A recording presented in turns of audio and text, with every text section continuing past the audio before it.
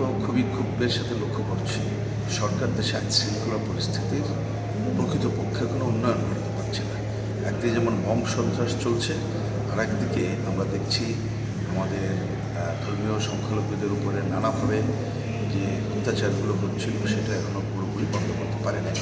সর্বশেষ গতকাল আমরা রোড মার্চ থেকে ফেরার পথে মুরাদনগরের যে ভয়াবহ ঘটনা শুনতে পেলাম, তাতে আমরা খুবই উদ্বিগ্ন এবং সবচেয়ে বড় ব্যাপার হচ্ছে একটা ঘটনার পরে এটাকে যে ভিডিও ছড়িয়ে দিয়ে যে ধরনের ন্যাক্কারজনক ঘটনা ঘটালো, যেটা আমরা একেবারেই আকাঙ্ক্ষা করিনি। কিন্তু সবচেয়ে বড় ব্যাপার আমরা দেখতে চাই যে সরকার কেন এই ব্যাপারে জিরো টলারেন্স দেখিয়ে ভূমিকা রাখছে না, সেটি আমরা বড় প্রশ্ন করতে চাই। যদি সরকার এই ধরনের কাজে বাধা দিতে ব্যর্থ হয় এবং জনজীবনের শান্তি রক্ষায় ব্যর্থ হয়, তাহলে এর পুরো দায়িত্ব এই অন্তর্বর্তীকালীন সরকারকেই নিতে হবে।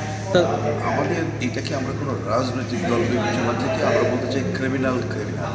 কোন রাজনৈতিক দল করলো না করলো এটা আমাদের বিষয় না। তাকে যদি রাজনৈতিক দল হিসাবে বিবেচনা করি তাহলে তাকে অনেক সময় অতীতের ঘটনায় ছোট দল না বড় দল, স্থানীয়তার প্রভাবকে এগুলো বিবেচনা করা হয়। প্রশাসনের দিক থেকে দেখতে হবে ক্রিমিনাল হিসেবে দেখেই তাকে তার বিরুদ্ধে যথাযথ ব্যবস্থা নিতে হবে। কোনো রাজনৈতিক দল বিবেচনায় কোনো কিছু করা যাবে না।